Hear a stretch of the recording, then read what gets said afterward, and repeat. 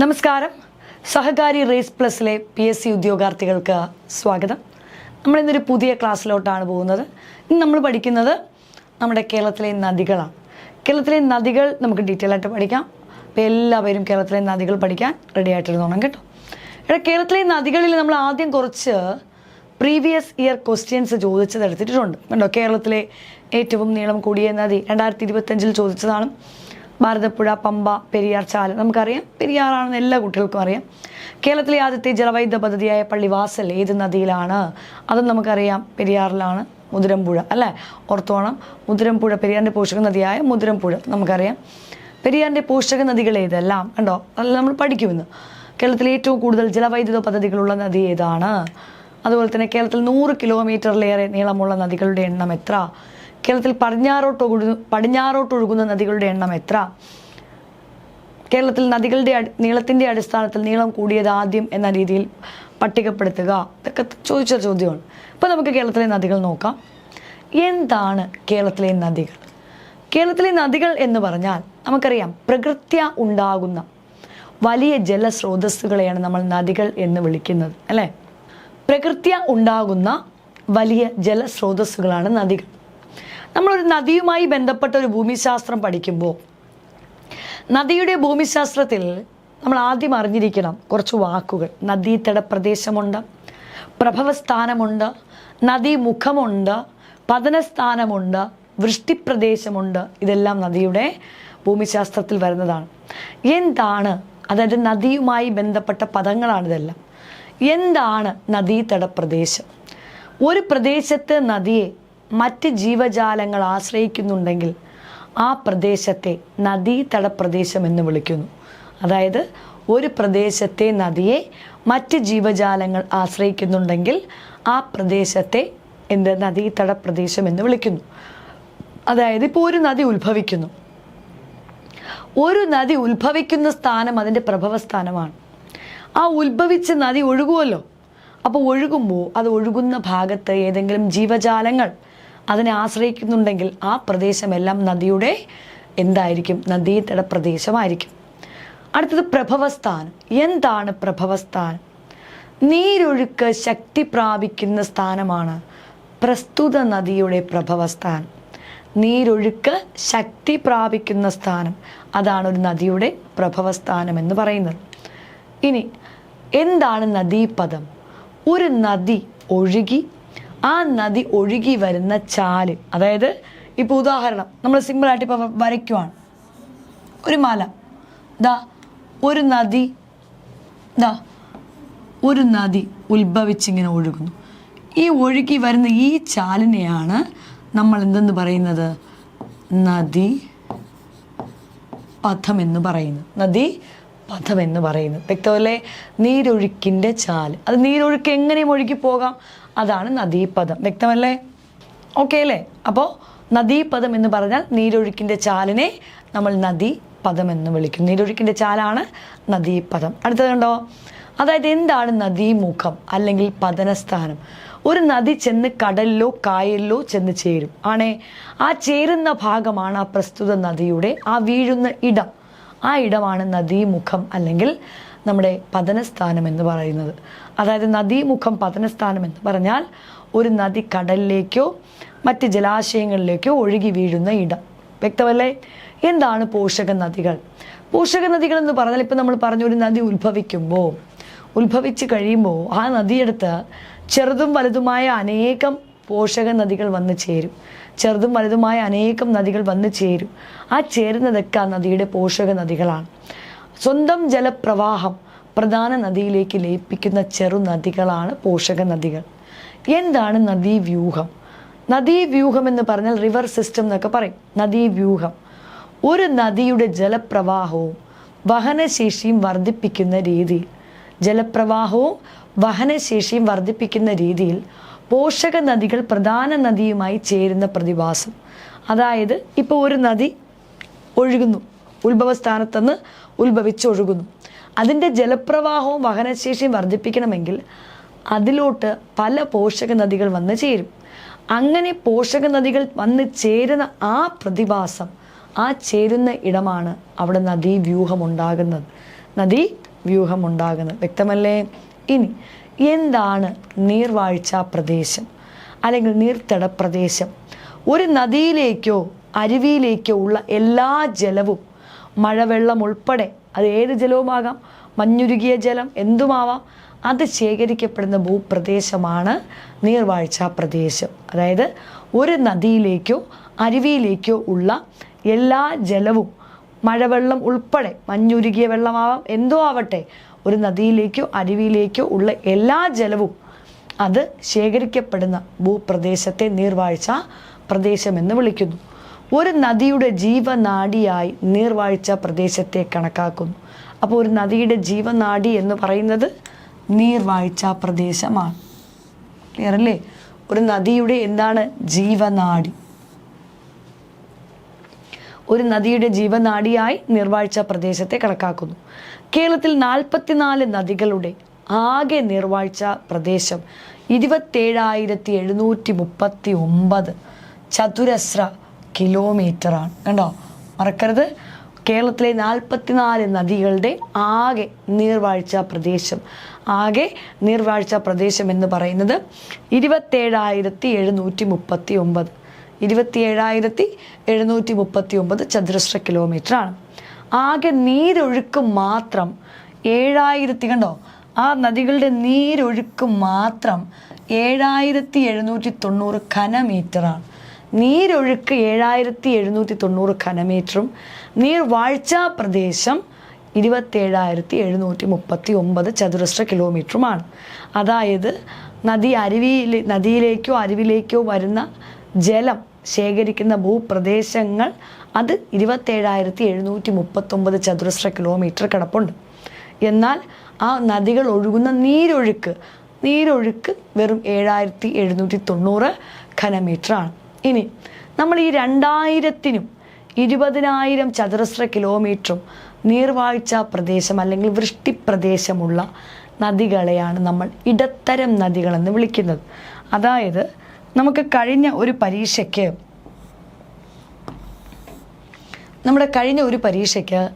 LGS ചോദിച്ചു, company board LGS ചോദിച്ചു, താഴെ തന്നിരിക്കുന്നതിൽ ഇടത്തരം നദി അല്ലാത്തത് ഏതെന്ന് ചോദിച്ചു. അപ്പം ഇടത്തരം നദി എന്ന് പറഞ്ഞാൽ 2,000-നും 20,000 ചതുരശ്ര കിലോമീറ്ററിനും ഇടയിൽ എന്ത് വരണം? വൃഷ്ടിപ്രദേശം വരണം. അങ്ങനെയുള്ള നദികൾ മാത്രമാണ് കേരളത്തിൽ ഇടത്തരം നദികളെന്ന് വിളിക്കുന്നത്. അങ്ങനെ നമുക്ക് കേരളത്തിൽ 4 എണ്ണമേ ഉള്ളൂ. അത് ഏറ്റവും വലിയ ലിസ്റ്റിൽ നിൽക്കുന്ന ആദ്യത്തെ 4 എണ്ണമാണ്. പെരിയാറുണ്ട്, ഭാരതപ്പുഴയുണ്ട്, പമ്പയുണ്ട്, ചാലിയാറുണ്ട്. പെരിയാർ, ഭാരതപ്പുഴ, പമ്പ, ചാലിയാർ, മറക്കുകയും ചെയ്യരുത്. വ്യക്തമല്ലേ? അപ്പോൾ അതെല്ലാം അതിൻ്റെ അർത്ഥം എന്താണ്? ഈ പറഞ്ഞ പെരിയാറും ഭാരതപ്പുഴയും പമ്പയും ചാലിയാറും 2,000-നും 20,000-നും ഇടയിലാണ് വൃഷ്ടിപ്രദേശം അല്ലെങ്കിൽ നീർവാഴ്ചാ പ്രദേശം കിടക്കുന്നത്. എന്നാൽ 2,000 ചതുരശ്ര കിലോമീറ്ററിന് താഴെ വൃഷ്ടിപ്രദേശമുള്ളവ ചെറുനദികളാണ്. 2,000-ന് താഴെയുള്ള നദികളെല്ലാം ചെറുനദികളാണ്. കേരളത്തിലെ 44 നദികളിൽ 4 എണ്ണം ഇടത്തരം നദികളും 40 എണ്ണം ചെറുനദികളുമാണ്. 44 എണ്ണത്തിൽ 4 എണ്ണം എന്താണ്? ഇടത്തരം നദിയിൽ, മീഡിയം റിവേഴ്സ് എന്ന് പറയും. 40 എണ്ണം ചെറുനദികളുമാണ്. കേരളത്തിൽ മൊത്തം എത്ര നദികളുണ്ട്? 44 നദികളുണ്ട്. വ്യക്തമല്ലേ? നമുക്കറിയാം 41 എണ്ണം പടിഞ്ഞാറോട്ടും 3 എണ്ണം കിഴക്കോട്ടുമാണ് ഒഴുകുന്നത്. വ്യക്തമല്ലേ? മറന്നേ പോകരുത്. ഇതിൽ 41 എണ്ണം എങ്ങോട്ട് ഒഴുകുന്നു? പടിഞ്ഞാറോട്ട്. 3 എണ്ണം എങ്ങോട്ട് ഒഴുകുന്നു? കിഴക്കോട്ട്. എന്താണ് നദികൾ? നദികളെന്ന് പറഞ്ഞാലേ മനസ്സിൽ വരണം. നമുക്കറിയാം 15 കിലോമീറ്ററിലധികം ഒഴുകണം, അല്ലേ? 15 കിലോമീറ്ററിലധികം ഒഴുകുന്ന ജലപ്രവാഹങ്ങളെ നമ്മൾ നദികൾ എന്ന് വിളിക്കുന്നു. 15 കിലോമീറ്ററിലധികം ഒഴുകുന്ന ജലപ്രവാഹങ്ങളെ നമ്മൾ നദികൾ എന്ന് വിളിക്കുന്നു. അതിൽ ഇങ്ങനെ ഒരു ലിസ്റ്റ് വന്നത് എന്നാണ്? 74ആണ്. 1974 പോളിസി പ്രകാരമാണ് കേരളത്തിൽ 15 കിലോമീറ്ററിലധികം ഒഴുകുന്ന നീളമുള്ള പുഴകളെ അല്ലെങ്കിൽ ജലപ്രവാഹങ്ങളെ നദികളായി കണക്കാക്കിയത്. അങ്ങനെ കേരളത്തിൽ, ശ്രദ്ധിച്ച് കേട്ടോണം, 74 പോളിസി പ്രകാരം 44 നദികൾ വന്നു. അതിൽ 100 കിലോമീറ്ററിലധികം കേരളത്തിൽ 11 നദികളാണ് ഒഴുകുന്നത്. 100 കിലോമീറ്ററിലധികം കേരളത്തിൽ 11 നദികൾ ഒഴുകുന്നുണ്ട്. 200 കിലോമീറ്ററിലധികം 2 എണ്ണമുണ്ട്. കേരളത്തിൽ 100 കിലോമീറ്ററിലധികം 11 എണ്ണം, 200-ന് മുകളിൽ കേരളത്തിൻ്റെ അകത്ത് 2 എണ്ണമേ ഉള്ളൂ, പെരിയാറും ഭാരതപ്പുഴയും. ഇനി ഏറ്റവും കൂടുതൽ നദികൾ ഒഴുകുന്ന ജില്ല നമ്മുടെ കാസർഗോഡാണ്. 12 നദികളാണ് കാസർഗോഡ് മാത്രം ഒഴുകുന്നത്. അതുകൊണ്ട് തന്നെ നദികളുടെ നാട് കാസർഗോഡാണ്. ഏറ്റവും കൂടുതൽ നദികൾ ഒഴുകുന്ന ജില്ല കാസർഗോഡ്, 12 നദികൾ, അതിനാൽ നദികളുടെ നാട് കാസർഗോഡ്. കേരളത്തിലെ നദികളെല്ലാം എവിടെ നിന്നാണ് വരുന്നത്? പശ്ചിമഘട്ട മലനിരകളിൽ നിന്നാണ് അല്ലേ? പശ്ചിമഘട്ടത്തിലെ പല പല മലനിരകളിൽ നിന്നാണ് കേരളത്തിലെ നദികളെല്ലാം വരുന്നത്. പശ്ചിമഘട്ട പർവ്വതനിരയിൽ നിന്നാണ് നമ്മുടെ കേരളത്തിലെ നദികൾ ഉത്ഭവിക്കുന്നത്. ഈ നദികളെല്ലാം മലിനമാകാറുണ്ട് ഉണ്ടല്ലോ. നദികൾ മലിനമാക്കുന്നവർക്ക് 3 വർഷം വരെ തടവും 2 ലക്ഷം രൂപ പിഴയും ഏർപ്പെടുത്തി ബില്ല് പാസ്സാക്കിയ സംസ്ഥാനം നമ്മുടെ കേരളമാണ്. മറക്കരുത് കേട്ടോ. അതായത് നദികൾ മലിനമാക്കുന്നവർക്ക് 3 വർഷം വരെ തടവും 2 ലക്ഷം രൂപ പിഴയും ഏർപ്പെടുത്തി ബില്ല് പാസ്സാക്കിയ സംസ്ഥാനം നമ്മുടെ കേരളം തന്നെയാണ്. ഇനി കേരളത്തിലെ നദികൾ നമുക്ക് എളുപ്പത്തിൽ പഠിക്കാം. വലിപ്പക്രമം എളുപ്പത്തിൽ നമുക്ക് പഠിക്കാം. അതായത് സിമ്പിളായിട്ട് ഞാനൊരു കഥ പറഞ്ഞു തരും. ആ കഥയിൽ നദികളുടെ വലിപ്പക്രമം മൊത്തം വരും. ഇങ്ങനെ ഓർത്താൽ മതി. ഈ കഥയിൽ 4 കഥാപാത്രങ്ങളുണ്ട്. ഗൃഹനാഥൻ അച്ഛൻ, കഥയിൽ അച്ഛനുണ്ട്, കഥയിൽ അമ്മയില്ല. അച്ഛൻ ചാലക്കുടിയിലെ കടയിൽ ജോലിക്ക് നിൽക്കുവാണ്. ചാലക്കുടിയിലെ ഒരു കടയിൽ. അമ്മയില്ല എന്ന് ഞാൻ പറഞ്ഞു. 2 മക്കളാണ്. മൂത്തത് മകൻ ഭരതൻ. മൂത്ത മകൻ്റെ പേര് ഭരതൻ. ഭരതൻ ഒരു പെട്രോൾ പമ്പിൽ ജോലിക്ക് നിൽക്കുവാണ്. പമ്പിൽ പെട്രോൾ അടിക്കാൻ ജോലിക്കാണ് നിൽക്കുന്ന ആര്? ഭരതൻ. ഇനി ഇളയത് ഒരു മകളുണ്ട്. അപ്പോൾ അമ്മയില്ല എന്ന് ഞാൻ പറഞ്ഞു. അപ്പോൾ ഈ മകളെ ഒറ്റയ്ക്ക് വീട്ടിൽ നിർത്താൻ പറ്റില്ലല്ലോ, കാരണം അച്ഛൻ സ്ഥലത്തില്ലല്ലോ. ചാലക്കുടിയിലെ കടയിലാണ് അച്ഛന് ജോലി. ചേട്ടൻ മൂത്ത മകൻ അതായത് ഭരതൻ, അവൻ പമ്പിലാണ് ജോലി. കാരണം നൈറ്റൊക്കെ പമ്പിൽ പോകണം, ജോലിക്ക് പോകണം. അപ്പോൾ ഈ പ്രായപൂർത്തിയായ പെങ്ങളെ ഒറ്റയ്ക്ക് വീട്ടിൽ നിർത്താൻ പറ്റില്ല. അപ്പോൾ അവിടെ 4ാമത്തെ കഥാപാത്രം വരണം. അമ്മയുടെ ആങ്ങള മാമൻ. ഈ മോള് മാമൻ്റെ വീട്ടിൽ നിന്നാണ് പഠിക്കുന്നത്. ആ മാമനാണ് ചന്ദ്രൻ മാമൻ. അപ്പോൾ മാമൻ്റെ വീട്ടിൽ നിന്ന് പഠിക്കുന്നെങ്കിലും A to Z കാര്യം ആരുടെ? നമ്മുടെ മകളുടെ A to Z കാര്യവും അവളുടെ എല്ലാ കാര്യവും ഈ അച്ഛനും ചേട്ടനും കൂടെയല്ലേ നോക്കേണ്ടത്? ആണല്ലോ, അച്ഛനും ചേട്ടനും കൂടെയല്ലേ നോക്കേണ്ടത്. അപ്പോൾ മാസത്തിൽ ഒരിക്കലെങ്കിലും ഈ അച്ഛനും ചേട്ടനും കൂടെ അവളെ കാണാൻ ചന്ദ്രമാമൻ്റെ വീട്ടിൽ പോകണമല്ലോ. പോകുന്നതാണ് കഥ. ഇതാ നോക്കിക്കോണം. അപ്പോൾ ഗൃഹനാഥനായ അച്ഛൻ ചാലക്കുടിയിലെ കടയിലല്ലേ. അച്ഛൻ അവിടെ നിന്ന് വന്ന് മകനെ വിളിച്ചുകൊണ്ട് പോകേണ്ട കാര്യമുണ്ടോ? ഇല്ല. ഒരു ഉത്തരവാദിത്തപ്പെട്ട മകൻ എന്ത് ചെയ്യാം? ഇവിടെ നിന്ന് അങ്ങോട്ട് പോയി അച്ഛനെയും വിളിച്ച് അനിയത്തിക്ക് വേണ്ടതെല്ലാം വാങ്ങിക്കൊണ്ട് പോകാം അല്ലേ? പോകുന്നതാണ് കഥ. പെരിയവനായ ഭരതൻ. ആരാണ്? പെരിയവനായ ഭരതൻ പമ്പടച്ചു. പെരിയവനായ ഭരതൻ പമ്പടച്ചു. കാരണം അവൻ ഇറങ്ങണമെങ്കിൽ മൂത്തവൻ ഭരതൻ. മൂത്തവൻ എന്ന് തമിഴിൽ പറയുന്നതാണ് പെരിയവൻ. പെരിയവൻ ആയ ഭരതൻ പമ്പടച്ചിറങ്ങിയാണ്. ചാലിലൂടെ, എവിടെ കൂടെ നടന്നു? ചാലിലൂടെ നേരെ ചാലക്കുടിയിലുള്ള കടയിലെത്തി. കടയിലാണല്ലോ അച്ഛൻ നിൽക്കുന്നേ. അച്ഛനെ കൂട്ടി നേരെ കയറിയ ബസ് കല്ലട മൂവാറ്റുപുഴ ബസ്സിൽ കയറി. നേരെ വെറും കൈയോടെ പോകാൻ പറ്റില്ലല്ലോ. ടൗണിൽ ഇറങ്ങി കൊച്ചിന് വല്ലതും വാങ്ങണമല്ലോ. പട്ടണത്തിലിറങ്ങി. എവിടെ ഇറങ്ങി? പട്ടണത്തിലിറങ്ങി. വളയും വാങ്ങി ചന്ദ്രമാമൻ്റെ വീട്ടിൽ പോയി. ചന്ദ്രമാമൻ്റെ വീട്ടിലാണല്ലോ കൊച്ചു നിൽക്കുന്നേ. ചന്ദ്രമാമൻ്റെ വീട്ടിൽ പോയി. അപ്പോൾ ഒന്നുകൂടെ പറഞ്ഞേ, എൻ്റെ കൂടെ പറയണം. പെരിയവനായ ഭരതൻ പമ്പടച്ച് ചാലിലൂടെ ചാലക്കുടിയിലുള്ള കടയിലെത്തി. അച്ഛനെ കൂട്ടി കല്ലട മൂവാറ്റുപുഴ ബസ്സിൽ കയറി പട്ടണത്തിലിറങ്ങി വളയും വാങ്ങി ചന്ദ്രമാമൻ്റെ വീട്ടിൽ പോയി. വ്യക്തമല്ലേ? പ്രധാനപ്പെട്ട നദികൾ വലിപ്പക്രമത്തിൽ 100 കിലോമീറ്ററിലധികം ഒഴുകുന്ന കേരളത്തിലെ 11 നദികളും വലിപ്പക്രമത്തിലും അവയുടെ നീളവുമാണ് തന്നിരിക്കുന്നത്. 1 പെരിയവൻ പെരിയാർ 244 കിലോമീറ്റർ. 2 ഭരതൻ ഭാരതപ്പുഴ 209 കിലോമീറ്റർ. കണ്ടോ, 200-ന് മുകളിൽ കേരളത്തിൽ ഒഴുകുന്ന നദികൾ 2 എണ്ണമാണ് അല്ലേ? 3 പമ്പ 176 കിലോമീറ്റർ. 4 ചാലിയാർ 169 കിലോമീറ്റർ. അടുത്തത് 5 ചാലക്കുടി പുഴ 145.5 കിലോമീറ്ററാണ്. 145.5 കിലോമീറ്ററാണ്. 6 കടലുണ്ടിപ്പുഴ 130 കിലോമീറ്റർ, കടലുണ്ടിപ്പുഴയുടെ നീളം 130. 7 അച്ഛൻ കോവിലാർ 128 കിലോമീറ്റർ. അച്ഛനുണ്ടെങ്കിൽ ഓർക്കാൻ എളുപ്പം. അച്ഛനല്ലേ മക്കൾക്ക് 28 കെട്ടുന്ന 28, അപ്പോൾ അതിൽ 128 ഉണ്ടെന്ന് ഓർക്കുക. 128 കിലോമീറ്റർ. നേരെ അച്ഛനെയും കൂട്ടി കയറി ബസ് ഏതാ? കല്ലട മൂവാറ്റുപുഴ. കല്ലടയാറും മൂവാറ്റുപുഴയാറും ഒരേ കിലോമീറ്റർ. കല്ലട മൂവാറ്റുപുഴ ഒരേ നീളം 121, 121. നേരെ പട്ടണത്തിലിറങ്ങി വള വാങ്ങണമല്ലോ. 10ാം സ്ഥാനം വളപട്ടണം പുഴ 110 തന്നെയാണ്. 10, 110 വളപട്ടണം. 11 ചന്ദ്രമാമൻ ചന്ദ്രഗിരിപ്പുഴ 105. ചന്ദ്രഗിരിപ്പുഴ 105. അപ്പം നമുക്കിപ്പോൾ കിലോമീറ്റർ അറിയാം. പെരിയാർ 244, ഭാരതപ്പുഴ 209, പമ്പ 176, ചാലിയാർ 169, ചാലക്കുടി 145.5, കടലുണ്ടിപ്പുഴ 130, അച്ഛൻ കോവിലാർ 128, കല്ലടയാറ് മൂവാറ്റുപുഴയാറും 121. അത് കഴിഞ്ഞിട്ട് നമ്മൾ പറഞ്ഞു വളപട്ടണം 110, ചന്ദ്രഗിരി 105. ഇതിൻ്റെ മൈൽ ദൂരം PSC ചോദിച്ചിട്ടുണ്ട്. ഭാരതപ്പുഴയുടെയൊക്കെ മൈൽ ദൂരം എത്ര? സിമ്പിളായിട്ട് ഓർത്താൽ മതി. മൈൽ ദൂരം കാണാതെ പഠിക്കേണ്ട ഒരു ട്രിക്കുണ്ട്. ഈ കിലോമീറ്റർ അറിയാമെങ്കിൽ 1.6 കൊണ്ട് ഹരിച്ചാൽ മതി, മൈൽ ദൂരം കിട്ടും. അപ്പോൾ 1.6 കൊണ്ട് ഹരിച്ചാൽ നമുക്ക് എന്ത് കിട്ടും? മൈൽ ദൂരം കിട്ടും. ഇനി കേരളത്തിലെ ഏറ്റവും നീളം കുറഞ്ഞത്, ഇപ്പം നമ്മൾ വലിപ്പക്രമത്തിലാണല്ലേ പഠിച്ചേ അല്ലേ? ഇപ്പം നമ്മൾ വലിപ്പക്രമത്തിലാണല്ലോ പഠിച്ചേ. ഇനി കേരളത്തിലെ ഏറ്റവും നീളം കുറഞ്ഞ നദി എല്ലാവർക്കും അറിയാം, മഞ്ചേശ്വരമാണ്. കേരളത്തിലെ ഏറ്റവും നീളം കുറഞ്ഞ നദി മഞ്ചേശ്വരം പുഴയാണ്. ഈ മഞ്ചേശ്വരം പുഴ 16 കിലോമീറ്ററേ ഉള്ളൂ. നമ്മൾ എന്താ പറഞ്ഞേ? 15 കിലോമീറ്ററിലധികം ഒഴുകുന്ന ജലപ്രവാഹങ്ങളാണ് നദികൾ. അപ്പോൾ ലാസ്റ്റ് നിൽക്കുന്നവൻ 16കാരൻ അല്ലേ? അതിൽ ഏറ്റവും ചെറിയവൻ 16കാരൻ മഞ്ചേശ്വരം. ഏറ്റവും ചെറിയ രണ്ടാമത്തേതാണ് അയിരൂർ പുഴ 17 കിലോമീറ്റർ. അയിരൂർ പുഴ 17 കിലോമീറ്ററാണ്.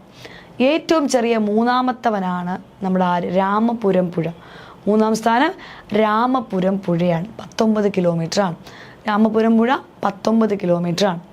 അപ്പം നമ്മൾ ഏറ്റവും നീളം കുറഞ്ഞ 3 നദികളാണ് ഇപ്പോൾ പറഞ്ഞത്. ഏറ്റവും നീളം കുറഞ്ഞവർ മഞ്ചേശ്വരം 16, അത് കഴിഞ്ഞാൽ 17 അയിരൂർ പുഴ, അത് കഴിഞ്ഞാൽ 19 രാമപുരം പുഴ.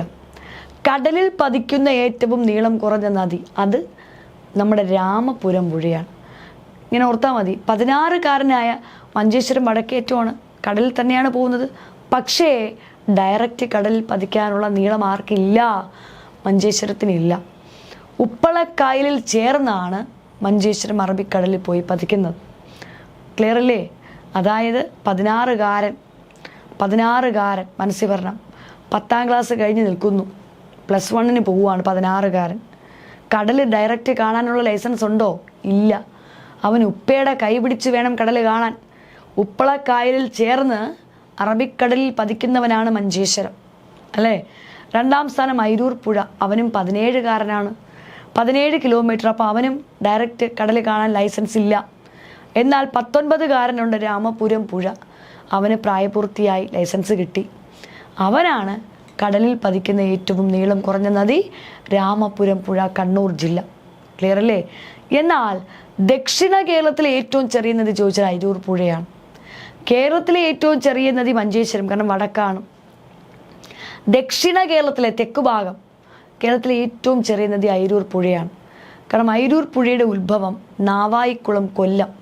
അയിരൂർ പുഴയുടെ ഉത്ഭവമേ നാവായിക്കുളം, കൊല്ലമാണ്. മറക്കേ ചെയ്യരുത്. വ്യക്തമല്ലേ? അയിരൂർ പുഴയുടെ ഉത്ഭവമേ നാവായിക്കുളം, കൊല്ലം. എന്നാൽ കേരളത്തിൽ ഒഴുകുന്ന കിഴക്കോട്ടൊഴുകുന്ന, നമ്മൾ പറഞ്ഞില്ലേ 3 കിഴക്കോട്ടാണെന്ന്. കേരളത്തിൽ കിഴക്കോട്ടൊഴുകുന്ന നദികളിൽ ഏറ്റവും ചെറുത് പാമ്പാർ.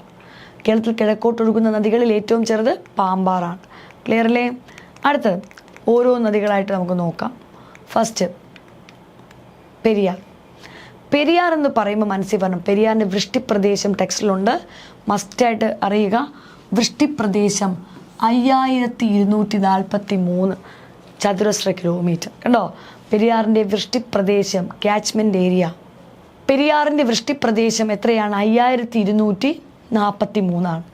പെരിയാർ നീളം 244 കിലോമീറ്റർ എന്ന് ഞാൻ പറഞ്ഞു. പെരിയാർ എവിടെ നിന്നാണ് വരുന്നത്? ഉത്ഭവം ശിവഗിരി മല.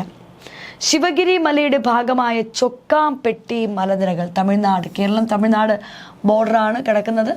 ശിവഗിരി മലയുടെ ഭാഗമായ, കേരളം തമിഴ്നാട് അതിർത്തി പ്രദേശമായ ശിവഗിരി മലയുടെ ഭാഗമായ ചൊക്കാംപെട്ടി മലനിരകളിൽ നിന്ന് ഉത്ഭവിക്കുന്ന നദിയാണ് നമ്മുടെ പെരിയാർ. ഒഴുകുന്ന ജില്ലകൾ ഇടുക്കി, എറണാകുളം. ഒഴുകുന്ന ജില്ലകൾ ഇടുക്കി, എറണാകുളം തന്നെയാണ്. പതനം വേമ്പനാട് കായൽ. പതനം വേമ്പനാട് കായലാണ് പതനം. അല്ലെങ്കിൽ മറ്റൊരു പേര് വരാപ്പുഴക്കായൽ. രണ്ടും PS ചോദിച്ചിട്ടുണ്ട്. പെരിയാറിൻ്റെ പതനം വേമ്പനാട് അല്ലെങ്കിൽ വരാപ്പുഴക്കായൽ എന്ന് ഓർത്തോണം. ക്ലിയർ അല്ലേ? കേരളത്തിലെ ഏറ്റവും നീളം കൂടിയ നദി തന്നെയാണ് പെരിയാർ. കേരളത്തിലെ ഏറ്റവും കൂടുതൽ ജലവൈദ്യുത പദ്ധതികൾ, അണക്കെട്ടുകൾ, പോഷക നദികൾ ഇതെല്ലാമുള്ള എല്ലാ നദിയും നമ്മുടെ പെരിയാർ തന്നെയാണ്. ജലവൈദ്യുത പദ്ധതി, പോഷക നദി, അണക്കെട്ട് ഇതെല്ലാം പെരിയാറാണ്. അതിൽ പെരിയാറിൻ്റെ പ്രധാനപ്പെട്ട വിശേഷണങ്ങൾ വരുന്നതാണ് കേരളത്തിൻ്റെ ജീവരേഖ. ഇതെന്നാണ് വിളിക്കുന്നത്, കേരളത്തിൻ്റെ ജീവരേഖയാണ് പെരിയാർ. ചൂർണി, പൂർണ്ണ, ആലുവ പുഴ, കാലടിപ്പുഴ എന്നെല്ലാം പേരിൽ അറിയപ്പെടുന്നത് നമ്മുടെ പെരിയാർ തന്നെയാണ്. കണ്ടോ, അപരനാമങ്ങൾ ചൂർണി, പൂർണ്ണ. അതിൽ ചൂർണി എന്ന് നമ്മുടെ അർത്ഥശാസ്ത്രം കൗടില്യൻ്റെ അർത്ഥശാസ്ത്രത്തിൽ പരാമർശിച്ചു. കൗടില്യൻ തന്നെയാണ് ആര്? ചാണക്യൻ. മറക്കരുത്, കൗടില്യൻ്റെ അല്ലെങ്കിൽ ചാണക്യൻ്റെ. അതായത് ചൂർണി, പൂർണ്ണ എന്നീ അപരനാമത്തിൽ അറിയപ്പെട്ട നദി തന്നെയാണ് പെരിയാർ. ചൂർണി എന്ന് നമ്മുടെ ആര് പ്രതിപാദിച്ചു എന്ന് ചോദിച്ചാൽ, ചൂർണി എന്ന അർത്ഥശാസ്ത്രത്തിൽ നമ്മുടെ കൗടില്യനാണ് അർത്ഥശാസ്ത്രം എഴുതിയത്. കൗടില്യൻ തന്നെയാണ് ചാണക്യൻ. കൗടില്യൻ്റെ അല്ലെങ്കിൽ ചാണക്യൻ്റെ അർത്ഥശാസ്ത്രത്തിൽ ചൂർണി എന്ന് പരാമർശിച്ച നദിയാണ് നമ്മുടെ പെരിയാർ. പൂർണ്ണ എന്ന് വിളിച്ചത് ശങ്കരാചാര്യർ. പൂർണ്ണ എന്ന് വിളിച്ചത് ശങ്കരാചാര്യരാണ്. പെരിയാർ നദി തന്നെയാണ് ആലുവ പുഴ, കാലടിപ്പുഴ എന്നീ പേരുകളിലെല്ലാം അറിയപ്പെടുന്നത് പെരിയാർ തന്നെയാണ്. പെരിയാറിൽ സ്ഥാപിച്ചിട്ടുള്ള പ്രധാന ജലവൈദ്യുത പദ്ധതികൾ നിങ്ങൾക്കറിയാം. ഏറ്റവും കൂടുതൽ ജലവൈദ്യുത പദ്ധതികളും പെരിയാറിലാണ്. പെരിയാറിലോ പെരിയാറിൻ്റെ പല പല പോഷക നദികളിലോ ആണ് ഏറ്റവും കൂടുതൽ പദ്ധതികളെല്ലാം സ്ഥാപിച്ചിരിക്കുന്നത്. അണക്കെട്ടുകൾ കൂടുതലും പെരിയാർ തന്നെയാണ്. കേരളത്തിലെ ആദ്യത്തെ ജലവൈദ്യുത പദ്ധതിയായ പള്ളിവാസൽ 1940 പെരിയാറിലാണ് അല്ലേ. പെരിയാറിൻ്റെ പോഷക നദിയായ മുതിരം പുഴയാർ എന്ന് പറയും. കേരളത്തിലെ ആദ്യത്തെ ജലവൈദ്യുത പദ്ധതിയായ പള്ളിവാസൽ പെരിയാറിലാണ്. പെരിയാറിൻ്റെ പോഷക നദിയായ മുതിരം പുഴയിലാണ്. ഏറ്റവും വലിയ ജലവൈദ്യുത പദ്ധതിയായ ഇടുക്കി ജലവൈദ്യുത പദ്ധതി പെരിയാറിലാണ്. അതുപോലെ തന്നെ ചെങ്കുളം, നമ്മുടെ ഇടുക്കിയിലിരിക്കുന്ന ചെങ്കുളം, പന്നിയാർ ജലവൈദ്യുത പദ്ധതി, നേര്യമംഗലം ജലവൈദ്യുത പദ്ധതി, ലോവർ പെരിയാർ ഇതെല്ലാം എവിടെയും ചോദിച്ചാൽ നമ്മുടെ പെരിയാർ തന്നെയാണ്. ഇതെല്ലാം നമ്മുടെ പെരിയാർ തന്നെയാണ് സ്ഥിതി ചെയ്യുന്നത്. ഇനി നമ്മുടെ ഈ പെരിയാർ ആലുവയിൽ വെച്ച് രണ്ടായിട്ട് പിരിഞ്ഞു പോകും. ആലുവയിൽ വെച്ച് രണ്ടായിട്ട് സ്പ്ലിറ്റ് ചെയ്തു പോകുന്ന പെരിയാർ മംഗലം പുഴയായും മാർത്താണ്ഡം പുഴയായും പിരിയും. മംഗലം പുഴയായും മാർത്താണ്ഡം പുഴയായും പിരിയും. ഇതിൽ മംഗലം പുഴ ചെന്ന് ചേരുന്നത് ചാലക്കുടി പുഴയിലാണ്. അത് എവിടെ വെച്ച് ചേരുന്നത് വെച്ചാൽ എറണാകുളം. എന്തുകൊണ്ടെന്ന് വെച്ചാൽ ചാലക്കുടി തൃശ്ശൂരും എറണാകുളവും ഒഴുകുന്നുണ്ട്. തൃശ്ശൂർ വഴി എറണാകുളം ആര് കയറുന്നുണ്ട്? ചാലക്കുടി കയറുന്നുണ്ട്. ആ എറണാകുളത്ത് ഒഴുകി വരുന്ന ചാലക്കുടിയിലാണ് ആര് പോകുന്നത്? മംഗലം പോകുന്നത്. എന്നാൽ മാർത്താണ്ഡം പുഴ അത് വേമ്പനാട്ട് കായലിൽ പോയി പതിക്കും, എറണാകുളത്ത് വെച്ച് തന്നെ. കാരണം ആലുവ എറണാകുളത്താണ്. ആലുവയിൽ വെച്ചാണ് രണ്ടായിട്ട് പിരിയുന്നത് പെരിയാർ. ഒരു പോർഷൻ മംഗലം പുഴ, ഒരു പോർഷൻ മാർത്താണ്ഡം പുഴ. അതിൽ മാർത്താണ്ഡം എറണാകുളത്ത് തന്നെ വേമ്പനാട്ട് കായലിൽ പോയി പതിക്കും. വ്യക്തമല്ലേ? ഇനി ഈ പെരിയാറിൽ വെള്ളപ്പൊക്കം നടന്നിട്ടുണ്ട്. പെരിയാറിൽ വെള്ളപ്പൊക്കം എപ്പോഴൊക്കെ നടന്നു? ആദ്യം AD 1341. പെരിയാറിലെ ആദ്യത്തെ വെള്ളപ്പൊക്കം AD 1341. ഈ വെള്ളപ്പൊക്കം എന്ന് പറയുന്നത് നമ്മുടെ കൊടുങ്ങല്ലൂർ മുസിരിസ് തുറമുഖം നശിക്കാൻ ഇടയായ വെള്ളപ്പൊക്കമായിരുന്നു. മുസിരിസ് തുറമുഖം അല്ലെങ്കിൽ കൊടുങ്ങല്ലൂർ നശിക്കാൻ കാരണമായ വെള്ളപ്പൊക്കം AD 1341 എന്ത്? പെരിയാറിലെ വെള്ളപ്പൊക്കം. രണ്ടാമത്തെ വെള്ളപ്പൊക്കം 1789 വെള്ളപ്പൊക്കമാണ്. ശ്രദ്ധിക്കണേ, 1789. ഈ കഥ എന്ന് പറയുന്നത് 1789 മലബാർ പടയോട്ടക്കാല ആക്രമണം. മലബാർ പ്രദേശങ്ങളെല്ലാം ടിപ്പു സുൽത്താൻ കൈയടക്കുന്നു. അങ്ങനെ ആൾക്കാർ പലായനം ചെയ്യുന്നു. അപ്പോൾ അവർ ടിപ്പുവിനെ പേടിച്ച് പലായനം ചെയ്യുമ്പോൾ നമ്മുടെ ദ ഓൺലി വൺ റൂളർ, നമ്മുടെ തിരുവിതാംകൂർ ഏക ഭരണാധികാരി ആര്? കാർത്തിക തിരുനാൾ രാമവർമ്മ എന്ന് വിളിക്കുന്ന ധർമ്മരാജ. അദ്ദേഹം ജാതിയും മതവും ഒന്നും നോക്കാതെ ജാതി മത ഭേദമന്യേ അഭയവും അന്നവും കൊടുക്കാൻ മുതിർന്ന ഒരു വ്യക്തിയാണ് ആര്? കാർത്തിക തിരുനാൾ രാമവർമ്മ എന്ന് വിളിക്കുന്ന ധർമ്മരാജ. അദ്ദേഹത്തിൻ്റെ കൂടെ ദിവാൻ രാജ കേശവദാസ് ഉണ്ട്. അദ്ദേഹത്തിൻ്റെ നേതൃത്വത്തിൽ അദ്ദേഹം എല്ലാവർക്കും അഭയം കൊടുത്തു. അതറിഞ്ഞ് നമ്മുടെ ടിപ്പു തിരുവിതാംകൂർ ആക്രമിക്കാൻ വരുന്നു. തിരുവിതാംകൂർ ടിപ്പു സുൽത്താൻ ആക്രമിക്കാൻ വരുന്ന സമയത്ത് ഈ 1789 ടിപ്പുവിൻ്റെ ആക്രമണം തടയിടാൻ നമ്മുടെ ഈ കാർത്തിക തിരുനാൾ രാമവർമ്മയും നമ്മുടെ രാജ കേശവദാസിൻ്റെ നേതൃത്വത്തിൽ ഒരു കോട്ട പണിയുന്നുണ്ട്, നെടും കോട്ട തൃശ്ശൂരിൽ. നെടുംകോട്ട്. പക്ഷേ ടിപ്പു വന്നപ്പോൾ പെരിയാറിൽ വെള്ളപ്പൊക്കമുണ്ടായി. യഥാർത്ഥത്തിൽ വെള്ളപ്പൊക്കം ഉണ്ടായെന്നല്ല പറയുന്നത്, ഉണ്ടാക്കി എന്നാണ് പറയുന്നത്. കാരണം ആ സമയത്ത് പെരിയാറിൽ ഇഷ്ടംപോലെ വെള്ളം, പെരിയാറിലെ വെള്ളമെല്ലാം ചെറിയ ചെറിയ തടയണകൾ പോലെ ശേഖരിച്ച് വച്ചിരുന്നു ആ ഭാഗത്തുള്ള ആൾക്കാർ. അവരെല്ലാം മാറ്റി പാർപ്പിച്ചിട്ട് ഇതെല്ലാം പതുക്കെ തുറന്നു വിട്ടു എന്നാണ് പറയുന്നത്. അപ്പോൾ അങ്ങനെ നമ്മുടെ പെരിയാറിൽ വെള്ളപ്പൊക്കമുണ്ടായി. PSC എങ്ങനെ ചോദിച്ചു, ടിപ്പു സുൽത്താൻ തിരുവിതാംകൂർ ആക്രമണം ഉപേക്ഷിക്കാൻ കാരണമായ പെരിയാറിലെ വെള്ളപ്പൊക്കം ഏതെന്ന് ചോദിച്ചു. അതാണ് 1789 പെരിയാറിൽ രണ്ടാമതുണ്ടായ വെള്ളപ്പൊക്കം. മൂന്നാമത്തെ വെള്ളപ്പൊക്കമാണ് 99 വെള്ളപ്പൊക്കം. നമ്മൾ 99 കൊല്ലവർഷം, മലയാള വർഷം 1099 വെള്ളപ്പൊക്കം. അത് 1924 ഉണ്ടായതാണ്. 1924 ഉണ്ടായതാണ്. ഇനി പെരിയാറിലെ വെള്ളപ്പൊക്കം മൂലം നമ്മൾ ആദ്യം പറഞ്ഞു AD 1341 ഉണ്ടായപ്പോൾ നശിക്കാനിടയായ തുറമുഖമാണ് കൊടുങ്ങല്ലൂർ തുറമുഖം, അന്നത്തെ മുസിരിസ്. കേരളത്തിലെ ആദ്യത്തെ മൾട്ടി ഡിസിപ്ലിനറി ഉൾഖനന പ്രദേശം പട്ടണം എറണാകുളത്താണ്. എന്ന സ്ഥലം നിലനിന്നിരുന്നതും ഏത് നദിയുടെ തീരത്ത്? പെരിയാറിൻ്റെ തീരത്താണ്. അപ്പോൾ പട്ടണം എന്ന സ്ഥലം പെരിയാറിൻ്റെ തീരത്താണ്, എറണാകുളത്താണ് പട്ടണം. അത് കേരളത്തിലെ ആദ്യത്തെ മൾട്ടി ഡിസിപ്ലിനറി ഉൾഖനന പ്രദേശമാണ്. കേരളത്തിലെ ആദ്യത്തെ മൾട്ടി ഡിസിപ്ലിനറി ഉൾഖനന പ്രദേശം എറണാകുളം ജില്ലയിലെ പട്ടണമാണ്. അത് ഏത് നദിയുടെ തീരത്താണ്? നമ്മുടെ പെരിയാറിൻ്റെ തീരത്താണ്. ഇനി പെരിയാറിൻ്റെ പ്രധാനപ്പെട്ട പോഷക നദികൾ. പെരിയാറിൽ ആദ്യം ചേരുന്ന പോഷക നദി മുല്ലയാറാണ്. കോട്ടമലയിൽ നിന്ന്, അതായത് ഇടുക്കി, തമിഴ്നാട് ബോർഡറിൽ ഇരിക്കുന്ന ഒരു കോട്ടമലയുണ്ട്, ഇടുക്കിയാണ്. ആ കോട്ടമലയിൽ നിന്ന് ഉത്ഭവിക്കുന്ന മുല്ലയാർ മുല്ലക്കൊടി എന്ന സ്ഥലത്ത് വെച്ച് പെരിയാറുമായി ചേരും. അവിടെ മുല്ലപ്പെരിയാർ ഉണ്ടാകും. ക്ലിയർ അല്ലേ? പെരിയാറിൽ ആദ്യം ചേരുന്നവൻ മുല്ലയാറാണ്. മറക്കരുത്, പെരിയാറിൽ ആദ്യം ചേരുന്നവൻ മുല്ലയാറാണ്. മുല്ലയാറും പെരിയാറും സംഗമിക്കുന്ന സ്ഥാനത്താണ് മുല്ലപ്പെരിയാർ ഉണ്ടാകുന്നത്. നമ്മൾ പറഞ്ഞു ആദ്യം ചേരുന്ന പോഷക നദി മുല്ലയാറാണ്. മുല്ലയാർ വരുന്നത് കോട്ടമലയിൽ നിന്നാണ്, ഓർത്തോണം. മറ്റുള്ള പോഷക നദികൾ ഏതെല്ലാം? മുല്ലയാർ കഴിഞ്ഞാൽ മുതിരംപുഴയാർ, കട്ടപ്പനയാർ. കാരണം ഇടുക്കിയിൽ കയറുവാണ്, ഇടുക്കിയിലും എറണാകുളത്തുമാണ് പെരിയാർ ഒഴുകുന്നത്. ഇടുക്കിയിലെ പല സ്ഥലത്ത് കയറുമ്പോൾ ആ സ്ഥലത്തിൻ്റെ പേരുകളെല്ലാം ആവും പോഷക നദികൾക്ക്. അതാണ് മുതിരംപുഴയാർ, കട്ടപ്പനയാർ, പെരിഞ്ചാംകുട്ടിയാർ, പെരുംതുറയാർ, ചെറുതോണിപ്പുഴ, ചിത്രപ്പുഴ, പന്നിയാർ, തൊട്ടിയാർ. ഇതെല്ലാം നമ്മുടെ പെരിയാറിൻ്റെ പോഷക നദിയാണ്. മുതിരംപുഴയാറുണ്ട്, നമ്മുടെ മുല്ലയാർ പറഞ്ഞു, മുതിരംപുഴയാർ പറഞ്ഞു, പെരിഞ്ചാംകുട്ടിയാറുണ്ട്, കട്ടപ്പനയാറുണ്ട്, പെരുംതുറയാറുണ്ട്, ചെറുതോണിപ്പുഴയുണ്ട്, ചിത്രപ്പുഴയുണ്ട്, പന്നിയാറുണ്ട്, തൊട്ടിയാറുണ്ട്. ഇതെല്ലാം ഏത് നദിയുടെ പോഷക നദി? പെരിയാറിൻ്റെ പോഷക നദികളാണ്. പെരിയാറിൽ സ്ഥാപിച്ചിരിക്കുന്ന പ്രധാനപ്പെട്ട അണക്കെട്ടുകൾ ഏതെല്ലാം? പെരിയാറിൽ ഇഷ്ടം പോലെ ഡാമുകളുണ്ട്. അതിൽ പ്രധാനപ്പെട്ട അണക്കെട്ടുകൾ, കേരളത്തിലെ ആദ്യം വന്ന അണക്കെട്ട് മുല്ലപ്പെരിയാർ ഡാം. കേരളത്തിലെ ആദ്യത്തെ അണക്കെട്ടാണ് മുല്ലപ്പെരിയാർ, അല്ലേ? മുല്ലപ്പെരിയാർ ഡാം മറക്കേ ചെയ്യരുത്. മുല്ലപ്പെരിയാർ ഡാം കഴിഞ്ഞാൽ അടുത്ത കുണ്ടള ഡാം. മുല്ലപ്പെരിയാർ, നമ്മൾ ഇടുക്കിയിലെ മുല്ലപ്പെരിയാർ, അടുത്ത Kundala dam, Idukki dam, Kulamavu dam, lower Periyar dam, Chenkulam dam മറക്കരുത്. ഇതെല്ലാം കൂടുതലും നമ്മുടെ ഇടുക്കിയിലാണ് എല്ലാം കൂടുതലും കിടക്കുന്നത്. പൊന്മുടി ഡാം ഇടുക്കിയാണ്.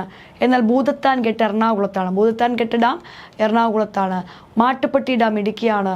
ചെറുതോണി ഡാമൊക്കെ ഇടുക്കിയാണ്. ഓർത്തോണേ, പൊന്മുടി ഡാം ഞാൻ പറഞ്ഞു, ഭൂതത്താൻ കെട്ട് പറഞ്ഞു, മാട്ടുപ്പെട്ടി പറഞ്ഞു, ചെറുതോണി പറഞ്ഞു, ഇരട്ടയാർ ഡാം പറഞ്ഞു, ഇടമലയാർ ഡാം പറഞ്ഞു, ആനയിറങ്കൽ അണക്കെട്ട് പറഞ്ഞു. അതുപോലെ തന്നെ ആനയിറങ്കൽ അണക്കെട്ട് കഴിഞ്ഞാൽ നമ്മുടെ കല്ലാർകുടി ഡാം, കല്ലാർകുടി ഡാം. ഇതെല്ലാം നമ്മുടെ പെരിയാർ നദിയിലാണ്. അപ്പോൾ പെരിയാർ നദിയിൽ സ്ഥിതി ചെയ്യുന്ന പ്രധാനപ്പെട്ട അണക്കെട്ടുകളാണ് നമ്മൾ പറഞ്ഞത്. പെരിയാർ നദിയിൽ സ്ഥിതി ചെയ്യുന്ന പ്രധാനപ്പെട്ട അണക്കെട്ടുകൾ Mullaperiyar dam, Kundala dam, Idukki dam, Kulamavu dam. ഇങ്ങനെ ഓർത്തിരിക്കുക എളുപ്പത്തിൽ ഞാൻ പറയാമേ. Mullaperiyar, lower Periyar, Idamalayar, Irattayar, Idukki dam. ഒരു ഓർഡറിൽ വന്നില്ലേ? Mullaperiyar, lower Periyar, Idamalayar, Irattayar, Idukki dam. വ്യക്തമല്ലേ? ഇനി ചെങ്കുളം, കുളം വന്ന ചെങ്കുളം, കുളമാവ്. കണ്ടോ? ചെങ്കുളം, കുളമാവ് അന്നുണ്ടോ? ചെങ്കുളം, കുളമാവ്, കുണ്ടള. ചെങ്കുളം, കുളമാവ്, കുണ്ടള. കണ്ടോ? ക്ലിയർ അല്ലേ? ഭൂതത്താൻ കെട്ട്, മാട്ടുപ്പെട്ടി ഡാം. ഏതാണ്? മാട്ടുപ്പെട്ടി ഡാം. ആനയിറങ്കൽ ഡാം. ഏതാണ്? Anayirangal dam. Mattupetty, Anayirangal dam. Clear അല്ലേ? ചെങ്കുളം മനസ്സിൽ വരണം, ചെറുതോണി മനസ്സിൽ വരണം, കുളമാവ് മനസ്സിൽ വരണം. കണ്ടോ, ചെങ്കുളം, ചെറുതോണി, കുളമാവ്, കുണ്ടള. അങ്ങനെ ഓർഡർ വന്നാൽ മതി.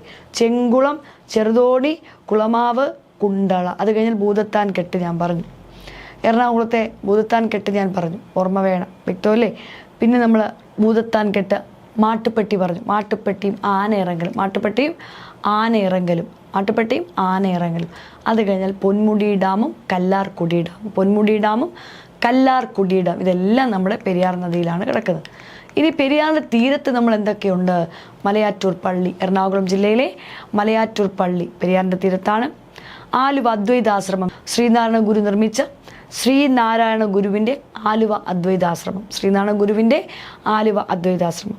പെരിയാർ വന്യജീവി സങ്കേതം പെരിയാറിൻ്റെ തീരത്താണ്.